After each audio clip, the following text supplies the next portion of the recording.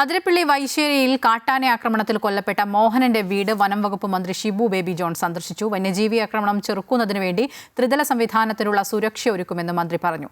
അതേസമയം അതിരപ്പള്ളിയിലെ പ്രശ്നങ്ങൾ പരിഹരിക്കാനെത്തിയ വനം മന്ത്രിക്ക് നേരെയും കാട്ടാന പാഞ്ഞെടുത്തു. കഴിഞ്ഞ ദിവസം വാഴച്ചാൽ ഗസ്റ്റ് ഹൌസിന് സമീപത്ത് വെച്ചാണ് മന്ത്രി ഷിബു ബേബി ജോണിനും വനം വകുപ്പ് ഉദ്യോഗസ്ഥർക്കും നേരെ കാട്ടാന പാഞ്ഞെടുത്തത്.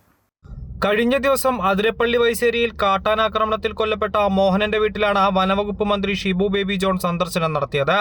വന്യജീവി ആക്രമണത്തിൽ പൊറുതിമുട്ടിയിരിക്കുകയാണെന്നും സ്വസ്ഥമായി ജീവിക്കാനുള്ള അന്തരീക്ഷം ഒരുക്കി നൽകണമെന്നും മന്ത്രിയോട് നാട്ടുകാർ ആവശ്യപ്പെട്ടു. ഇന്ന് പുലർച്ചെയും കാട്ടാന മോഹനന്റെ വീടിന്റെ പരിസരത്തെത്തിയിരുന്നു. ഇതടക്കമുള്ള കാര്യങ്ങൾ മന്ത്രിയോട് ജനങ്ങൾ വിശദീകരിച്ചു. തുടർന്ന് നടത്തിയ ത്രിതല പഞ്ചായത്ത് യോഗത്തിൽ മന്ത്രി പങ്കെടുത്തു. നാളെ മുതൽ ആനകളെ തുരത്തുന്ന ഡ്രൈവ് തുടങ്ങുമെന്ന യോഗത്തിന് ശേഷം വനം മന്ത്രി പറഞ്ഞു. രാത്രികാലങ്ങളിൽ ഡ്രൈവ് നടക്കുക. മുതിർന്ന ഉദ്യോഗസ്ഥരുടെ നേതൃത്വത്തിൽ വേണ്ട ഉപകരണങ്ങൾ ഉപയോഗിച്ചായിരിക്കും ആനകളെ തുരത്തുകയെന്നും മന്ത്രി കൂട്ടിച്ചേർത്തു.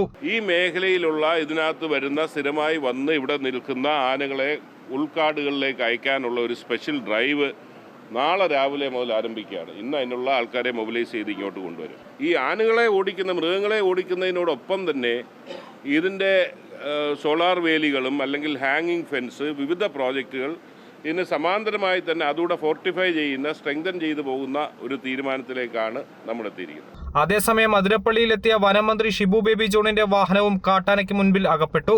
ഇന്നലെ രാത്രി വാഴച്ചാൽ ഗസ്റ്റ് ഹൌസിൽ പോകും വഴി ചാർപ്പ ഭാഗത്ത് വെച്ചാണ് മന്ത്രിയുടെ വാഹനത്തിനു നേരെ കാട്ടാന എത്തിയത്.